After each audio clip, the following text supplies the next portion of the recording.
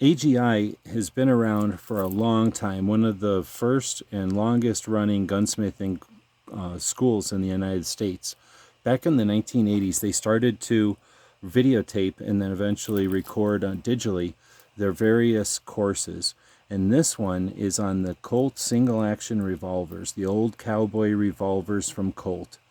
Actually, the information applies to most manufacturers and other models, but it's specifically the history and the evolution of the Colt revolvers. And this is a kind of education that's very difficult to achieve without living in the Southwest or just happen to be near someone who happens to have this knowledge.